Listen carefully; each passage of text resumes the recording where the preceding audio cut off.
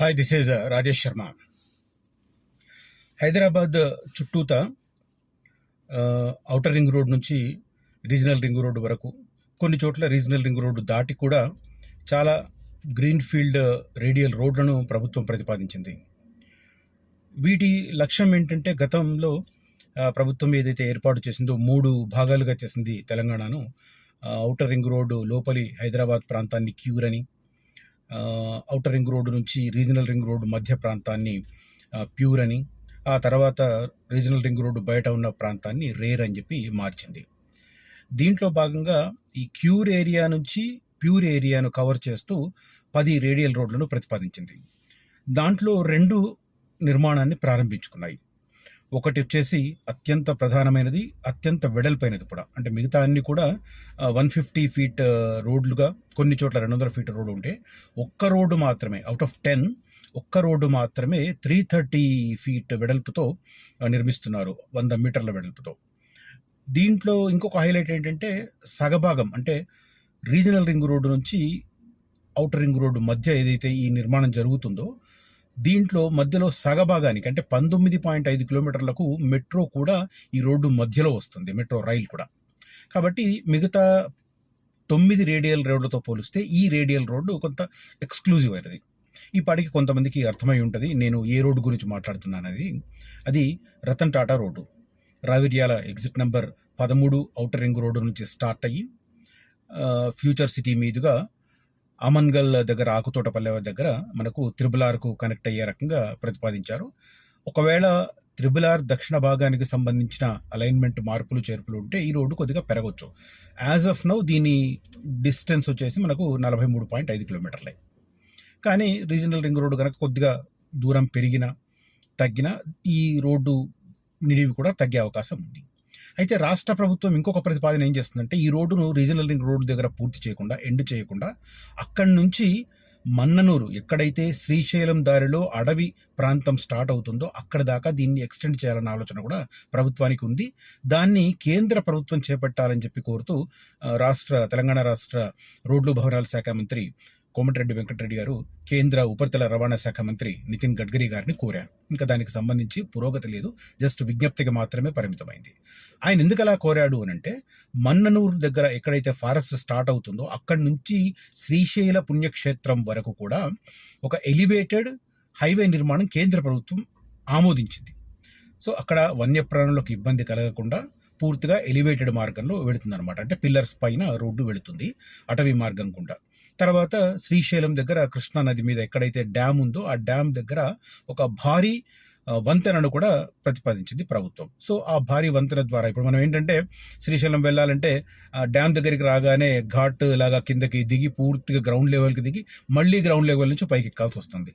అది లేకుండా డైరెక్ట్గా ఈ కొండ నుంచి ఆ కొండకు, ఆ పేర్లు మార్చారు, ఈగలపెంట అదేదో ఉంటుంది కదా, అక్కడి నుంచి ఆ రోడ్డు ఏదైతే ఉందో డైరెక్ట్గా ఈ కొండ నుంచి ఆ కొండ వరకు మనకు డ్యామ్ మీద నుంచి, డ్యామ్ అప్పర్ సైడ్ నుంచి బ్రిడ్జ్, ఐకానిక్ బ్రిడ్జ్ వేయడం ద్వారా అక్కడ ఆ రోడ్డు అది సెంట్రల్ గవర్నమెంట్ శాంక్షన్ చేసింది. సో అక్కడ 55 కిలోమీటర్స్ శాంక్షన్ అయింది.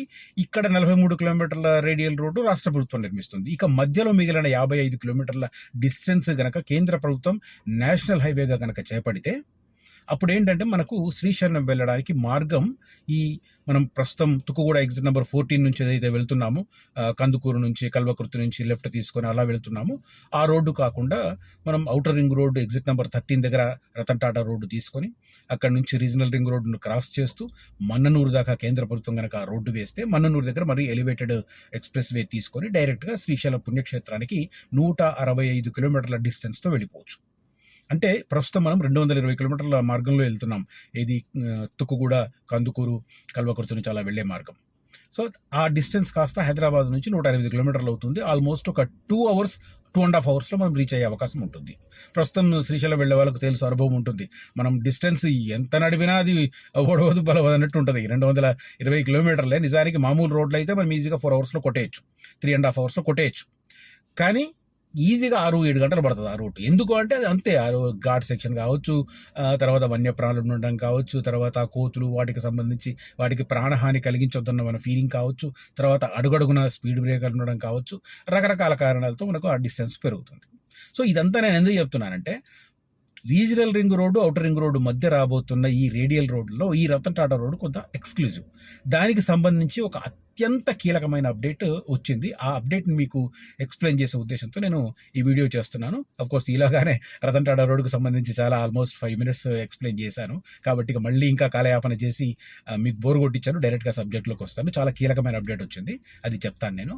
అయితే చెప్పే ముందు హైదరాబాద్ రియల్ ఎస్టేట్ మార్కెట్ ఖచ్చితంగా అద్భుతంగా ఉందనడానికి నేను నిన్న మొన్న ఒక వీడియో చేశాను. ఏడాది కాలంలో 1,08,000 కోట్ల విలువైన ఇళ్ల అమ్మకాలు జరిగాయంటే హైదరాబాద్ దేశంలోనే 2వ స్థానంలో ఉంది రియల్ ఎస్టేట్ భూమికి సంబంధించి. సో ఇది అద్భుతమైన. సో ఇప్పుడున్న పరిస్థితుల్లో వచ్చే 10-15 సంవత్సరాలు సిటీ ఎక్స్పాన్షన్ ఖచ్చితంగా శ్రీశైలం రోడ్డు, రతన్ టాటా రోడ్డు, అదే రకంగా నాగార్జున సాగర్ రోడ్డు మధ్యనే కొనసాగే అవకాశం ఉంది. దానికి 2 ప్రధానమైన కారణాలు. ఒకటి, ఆల్రెడీ ఇంటర్నేషనల్ ఎయిర్పోర్ట్ ఉండడం. రెండవది ప్రధానమైన అదేంటంటే కేంద్ర ప్రభుత్వం అనౌన్స్ చేసిన 3 హై స్పీడ్ రైల్వే కారిడార్లకు సంబంధించిన టెర్మినల్ మనకు మహేశ్వరానికి ఉత్తర భాగంలో రాబోతోంది. దాదాపు 800 ఎకరాలలో ఇస్తున్నట్టుగా సమాచారం ఉంది. ఒకవేళ ఆ టెర్మినల్ కనుక పూర్తయితే మహేశ్వరం ప్రాంతం ఒక అద్భుతమైన ప్రగతి మనకు కనిపిస్తుంది. దీనికి నేను ఉదాహరణ ఏం చెప్తానంటే, దాదాపు 70-80 ఏళ్ల కింద సికింద్రాబాద్ అనేది ఒక రైల్వే సెంటర్గా ఎస్టాబ్లిష్ అయింది బ్రిటిషర్స్ కాలంలో. ఆ తర్వాత సికింద్రాబాద్ రైల్వే స్టేషన్కు మీరు ఒకవైపు చూస్తే, మల్కాజిగిరి వైపు చూస్తే దాదాపు 7-8 కిలోమీటర్ల రేడియస్లో రైల్వేకు సంబంధించిన ప్రతి ప్రాజెక్టు వచ్చింది.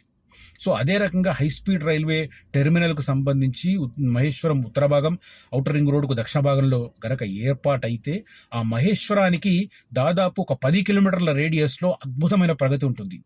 దానికి తోడు అక్కడికి పక్కనే ఫ్యూచర్ సిటీ వస్తూ ఉండడం.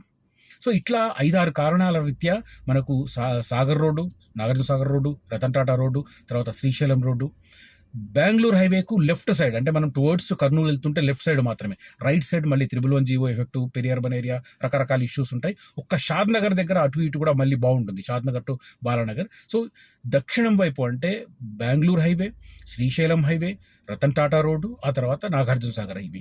ఇవి మీకు అద్భుతమైన అప్రిషియేషన్ వచ్చే 10-15 సంవత్సరాల్లో వచ్చే అవకాశాలు పుష్కలంగా ఉన్నాయి. ఒక రీజన్ కాదు, మల్టిపుల్ రీజన్స్ కారణంగా. సో అక్కడ ఇన్వెస్ట్ చేయాలనుకున్న వారు మాత్రం కనిపిస్తున్న నెంబర్లో కాంటాక్ట్ చేయండి.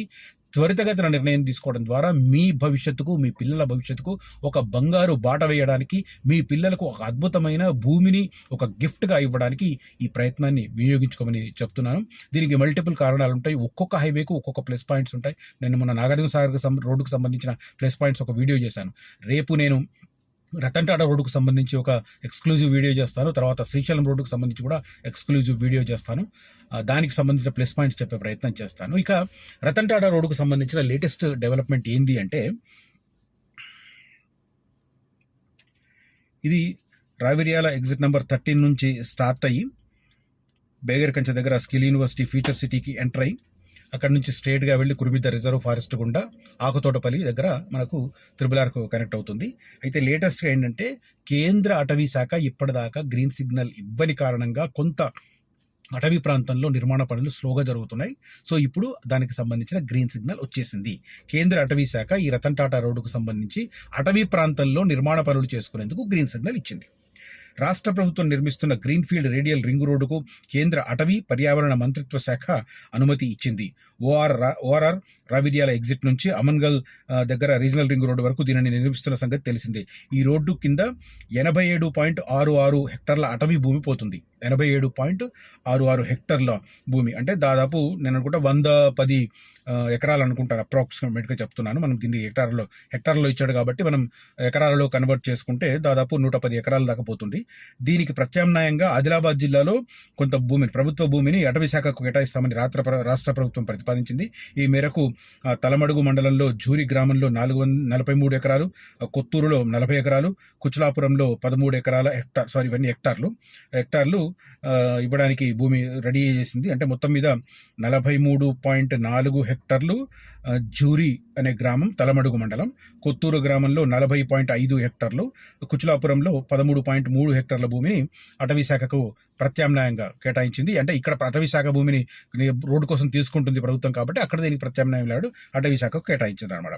సో కేంద్ర అనుమతులు లేకుండా తదుపరి మార్పులు చేయదు, అంటే ఈ అలైన్మెంట్లో మార్పులు మాత్రం మా పర్మిషన్ లేకుండా చేయొద్దని చెప్పింది. మొత్తం మీద ఈ 87.66 హెక్టార్ల అటవీ భూమి గుండా రతన్ టాటా రోడ్డు నిర్మాణ పనులను కొనసాగించుకునేందుకు ప్రభుత్వం కేంద్ర అటవీ అండ్ పర్యావరణ శాఖ గ్రీన్ సిగ్నల్ ఇవ్వడం అనేది ఒక ముదావహక పరిణామంగా చెప్పుకోవాలి. ఎందుకంటే రతన్ టాటా రోడ్డును ప్రభుత్వం చాలా ప్రతిష్టాత్మకంగా తీసుకొని పూర్తి చేసే ప్రయత్నం చేస్తుంది. ఈ ఫ్యూచర్ సిటీకి సంబంధించి కూడా రతన్ టాటా రోడ్ ఒక గేమ్ చేంజర్ కాబోతోంది. ఈ రతన్ టాటా రోడ్డులోనే కుర్మిద్ద తాండా దగ్గర రాబోతున్న జంక్షన్ కూడా గేమ్ చేంజర్. అక్కడ నుంచి మనకు అమరావతి గుండా మచిలీపట్నం పోర్టు వరకు నేషనల్ హైవే కూడా నిర్మించే ప్రతిపాదనలు నడుస్తున్నాయి. కేంద్ర రాష్ట్ర ప్రభుత్వాల మధ్య ఆ రోడ్డుకు సంబంధించిన చర్చలు కొనసాగుతున్నాయి. అతి త్వరలో దానికి సంబంధించి కూడా సానుకూలమైన ప్రకటన కేంద్ర ప్రభుత్వం నుంచి వచ్చే అవకాశాలు కనిపిస్తున్నాయి.